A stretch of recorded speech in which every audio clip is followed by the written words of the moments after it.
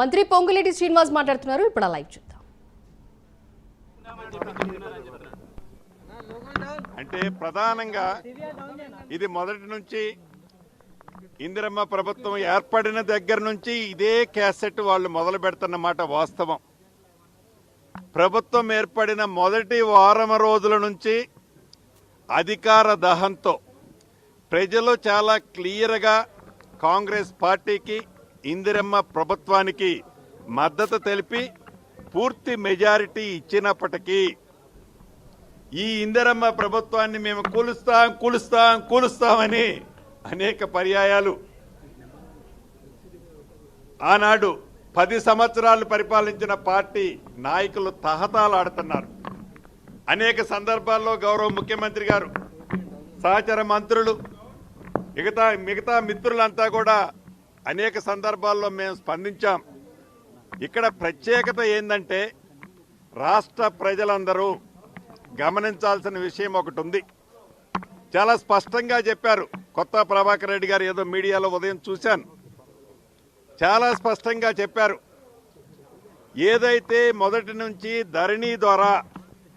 ధరణి కార్యక్రమం ద్వారా గడిచిన 10 సంవత్సరాలలో అధికారంలో ఉన్న పార్టీ అక్రమంగా పేదోళ్ల ఆస్తిని, పేదోళ్ల భూమిని, ప్రభుత్వ భూములని, వక్ఫ్ బోర్డు భూములని, రెవెన్యూ భూములని, అటవీ శాఖ భూములని వారి తొత్తులకి కట్టబెట్టామని చెబుతూ వచ్చామో, ఆ కట్టబెట్టి లబ్ధి పొందిన లబ్ధిదారులు ఎవరైతే ఉన్నారో ఆ లబ్ధిదారులకి ఏ భూభారత్నైతే నిన్న లాంచ్ చేశామో, ఏ భూభారతి వస్తే పేదవాడికి న్యాయం జరుగుద్ది, పేదవాడికి న్యాయం జరుగుద్ది, భూములున్న ఆసాములకి భద్రత కలుగుద్ది, ప్రభుత్వ స్థలాలకి పూర్తి భద్రత ఉంటుంది అని ఒక సదుద్దేశంతో భూ భారత్ని లాంచింగ్ చేయటానికి కొన్ని గంటల ముందే ఆ గౌరవ శాసనసభ్యులు కొత్త ప్రభాకర్ రెడ్డి గారు అన్నది వారి గుండెల్లో రైలు ఎలా పరిగెడుతుందో, వారి ఆందోళన ఏంటో ఈ భూభారత్ వచ్చిన తర్వాత చాలా స్పష్టంగా అర్థమవుతుంది. అంటే అంటే అంటే ఇది కొత్త ప్రభాకర్ రెడ్డి గారి వారి సొంత ఆలోచన కాదు. కొత్త ప్రభాకర్ రెడ్డి గారు అంటే కేసీఆర్ గారి ఆత్మ. కేసీఆర్ గారి నోట్లో నుంచి ఏ మాట రావాలనో అది కొత్త ప్రభాకర్ రెడ్డి గారి నోట్లో నుంచి వచ్చే మాట. దానికి ఉదాహరణ ఉంది. ఆనాడు కేసీఆర్ గారు పార్లమెంటు సభ్యుడిగా రాజీనామా చేస్తే ఆ సీటుని కొత్త ప్రభాకర్ రెడ్డి గారికి ఇచ్చారు. బై ఎలక్షన్లో కేసీఆర్ గారి అసెంబ్లీ ఏదైతే ఏ కాన్స్టిట్యున్సీ ఉండేది, కేసీఆర్ గారు గజ్వేల్ కాన్స్టిట్యున్సీకి ఇన్ఛార్జ్ ఎవరన్నాయి, కొత్త ప్రభాకర్ రెడ్డి గారు. అంటే కొత్త ప్రభాకర్ రెడ్డి గారు కేసీఆర్ గారి ఆత్మ అని చెప్పటానికి ఇంకొక నిదర్శనం అవసరంలా.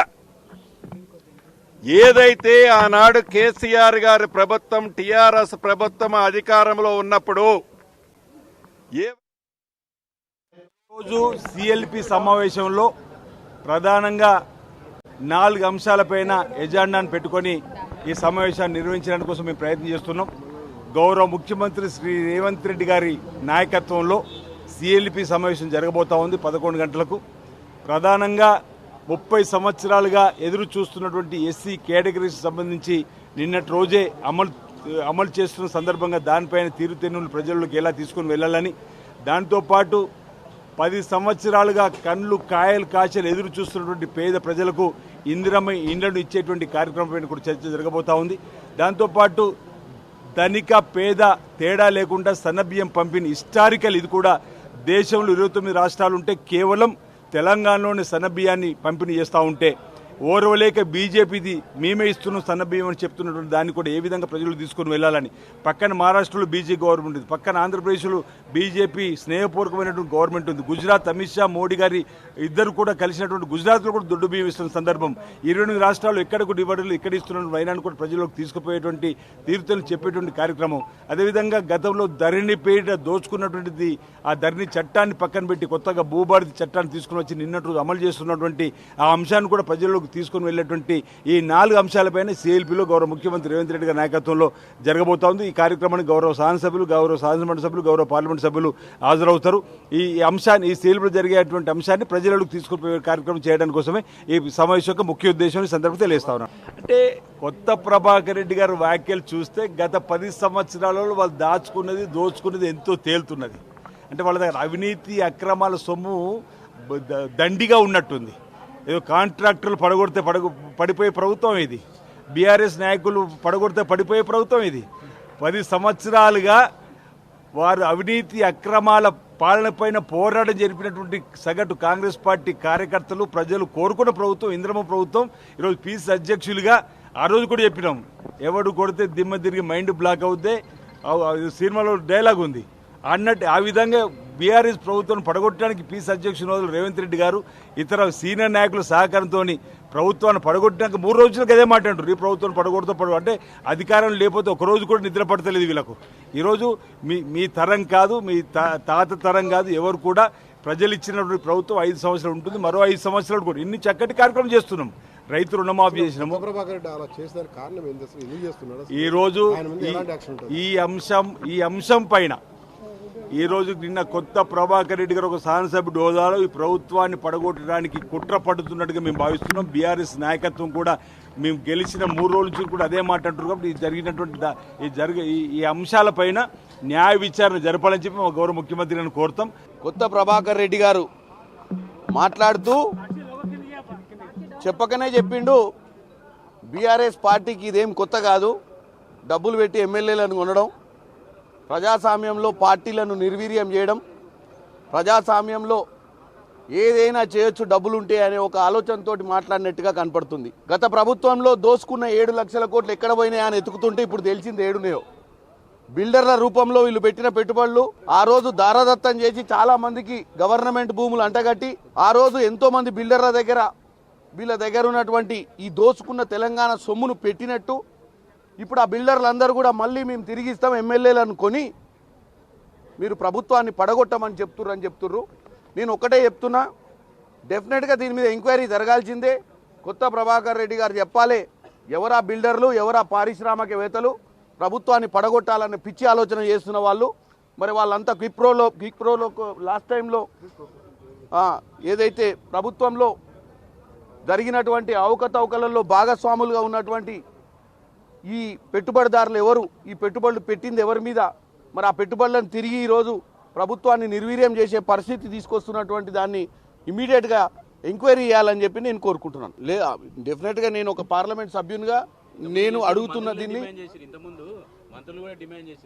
అంటే ప్రభుత్వంలో ఉన్న వాళ్ళు ఏదైనా చేస్తారన్న ఆలోచన, ప్రభుత్వంలో ఉన్న వాళ్ళు ఏదైనా చేస్తారన్న ఆలోచనలో మీరు ఎందుకు అంటే గత ప్రభుత్వం నియంత పోకడ వల్లనే, గత ప్రభుత్వం నియంతవాద వివర్తించి కాబట్టే మీరు అందరూ కూడా అట్లనే నడుస్తారు. మాది ప్రజాస్వామ్య ప్రభుత్వం.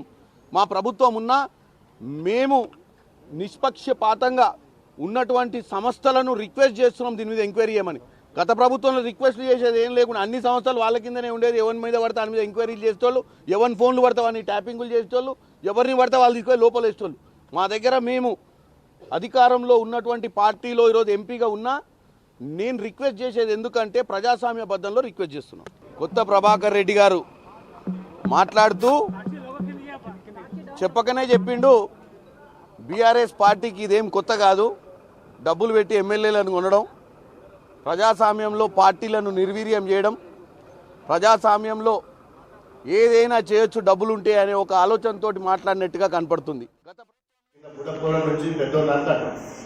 మాకు తెలియ ఏ బిజినెస్ మెన్లు నాకు తెలిసిన వాళ్ళు కొంచెం ఫ్యాక్టరీ దగ్గర ఆడడం ఉద్యోగస్తులు అన్న ఏమన్నా మార్గం కూడా చూడు రాదంటే ఎందుకు అంటే అమ్మ ఈ గవర్నమెంట్ వశపొత్తలేదు ఏదైనా వడగొట్టలేదు దండం పెడతాం, పైసలు ఇస్తాం, మీకు మస్తు పైసలు ఇస్తాం అంటాం. కొనుండి అవసరం అప్పుడు ఎమ్మెల్యేలు కానీ ఉంచప్పుడు దీన్ని ఉంచితే దరిద్రం ఇది దీన్ని మొత్తం కథం పట్టిదని ఎంతో మంది అంటున్నారు. బిల్డర్స్ అంటూ ఇండస్ట్రియలిస్టులు అంటూ మీ ఖర్చు ఎంత పెట్టుకుంటాం, ఏ ఎమ్మెల్యేలు ఏం చేసుకుంటారో మీరు చేసుకోండి అనే కాడికి వచ్చిందంటే మీరు అర్థం చేసుకోవాలి. గంట దుర్మార్గమైన సర్పంచ్ల బిల్లు రాలేదు. మన ఇలా చాలా మంది బిల్లు రాని లఘువ దిబ్బం మొత్తుకుంటారు. సర్పంచ్ ఇల్లు కట్టిన వాళ్ళు, బోర్లు వేసిన వాళ్ళు, రోడ్లు వేసిన వాళ్ళు, అంగన్వాడీ స్కూల్ కట్టిన వాళ్ళు, సంఘాలు కట్టిన వాళ్ళు పైసలు రాలేదు. ఇక ఇంకొక ముచ్చట చెప్తా మన దుబాక గురించి. దుబాక మొన్న విషయం మాట్లాడినా. దుబ్బాక నిజంగా చెప్పాలంటే మన తెలంగాణలో 10 ఉమ్మడి జిల్లాలలో కూడా ఇంత అభిమానంగా ఏది లేదు. మనం కింద బుడపోల నుంచి పెద్దోళ్ళు అంటారు. మాకు తెలియ ఏ బిజినెస్ మెన్లు నాకు తెలిసిన వాళ్ళు కొంచెం ఫ్యాక్టరీ దగ్గర ఆడడం ఉద్యోగస్తులు అన్న మార్గం కూడా చూడు రాదని ఎందుకు అంటే ఈ గవర్నమెంట్ వశపొందలేదు దగ్గర వడగొట్టలేదు దండం పెడతాం పైసలు ఇస్తాం మీకు మస్తు పైసలు ఇస్తాం కొనుండి అవసరం అప్పుడు ఎమ్మెల్యేలు కానీ ఉంచప్పుడు దీన్ని ఉంచితే దరిద్రం ఇది దీన్ని మొత్తం కథం పట్టిదని ఎంతమంది అంటున్నారు. బిల్డర్స్ అంటూ ఇండస్ట్రియలిస్టులు అంటూ మీ ఖర్చు ఎంత పెట్టుకుంటాం ఏ ఎమ్మెల్యేలు ఏం చేసుకుంటారో మీరు చేసుకోండి అనే కాడికి వచ్చిందంటే మీరు అర్థం చేసుకోవాలి. గంట దుర్మార్గమైన 1.5 ఇయర్ల కాదు సర్పంచ్లకు బిల్లులు రాలేదు. మన ఇలా చాలా మంది ఉన్నారు బిల్లులు రాని లఘువ దిబ్బం మొత్తుకుంటారు.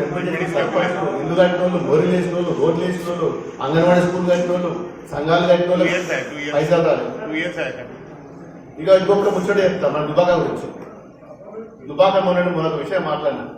దుబ్బాక నిజంగా చెప్పాలంటే మన తెలంగాణలో 10 ఉమ్మడి జిల్లాలలో కూడా ఇంత అభిమానంగా ఏది లేదు. మనం కింద బుడపోల నుంచి పెద్దోళ్ళు అంటారు.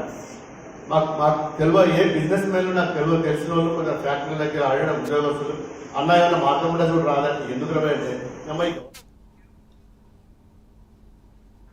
కాంగ్రెస్ ప్రభుత్వంపై బీఆర్ఎస్ ఎమ్మెల్యే కొత్త ప్రభాకర్ రెడ్డి సంచలన వ్యాఖ్యలు చేశారు. కాంగ్రెస్ పాలనతో బిల్డర్లు, పారిశ్రామికవేత్తలు విసుగు చెందారన్నారు. దీని గురించి మరిన్ని వివరాలు మా అజీం లైవ్ ద్వారా అందిస్తారు. అజీం చెప్పండి.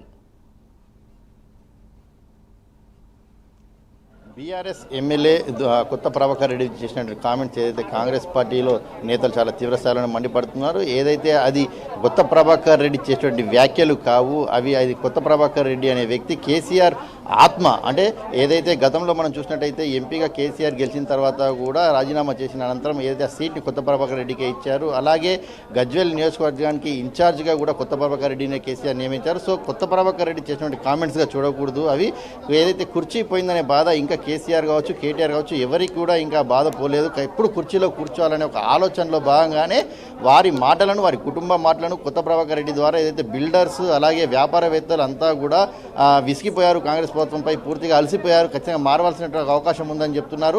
పైసలు ఇస్తాం, అవసరమైతే ఎమ్మెల్యేలను కొనండి అని చెప్పి కొత్త ప్రభాకర్ రెడ్డి చేసిన వ్యాఖ్యలపై తీవ్రస్థాయిలో మండిపడుతున్నారు. అదంతా కూడా భ్రమ. ఏదైతే బీఆర్ఎస్ పగటి కలలే కంటుంది, అలాంటిది ఏదీ జరగదు, అది సాధ్యం కూడా కాదు. ఖచ్చితంగా కాంగ్రెస్ పార్టీ 5 ఏళ్ళు అధికారంలో ఉంటుంది, రానున్నటువంటి 5 ఏళ్ళు కూడా కాంగ్రెస్ పార్టీ అధికారంలో కొనసాగిస్తుంది. ఎందుకంటే కాంగ్రెస్ పార్టీ ప్రవేశపెట్టిన పథకాలు ఆ రకంగా ఉన్నాయి. ఏదైతే ఇప్పుడు భూభారతి పోర్టల్ ఏదైతే నిన్న విడుదల చేస్తున్న సమయంలో కొత్త ప్రభాకర్ రెడ్డి చేసినటువంటి వ్యాఖ్యలు ఏవైతే ఉన్నాయో వారి గుండెల్లో గుబులు పుట్టింది. ఏదైతే అప్పుడు ధరణి ద్వారా వారు ఏవైతే భూములు ఆక్రమించారో అవన్నీ కూడా మన వెనక్కి వెళ్ళిపోయే ప్రమాదం ఉందని గమనించినటువంటి బీఆర్ఎస్ నేతలు తన మనసులోని మాటలను ఏదైతే కొత్త ప్రభాకర్ రెడ్డి దుబ్బాక ఎమ్మెల్యే ద్వారా చెప్పించారని చెప్పి కాంగ్రెస్ పార్టీకి సంబంధించిన నేతలు ఏదైతే ప్రభాకర్ రెడ్డిపై కావచ్చు, బీఆర్ఎస్ పార్టీకి సంబంధించిన నేతలపై అయితే తీవ్ర ఆగ్రహం వ్యక్తం చేస్తున్నారు.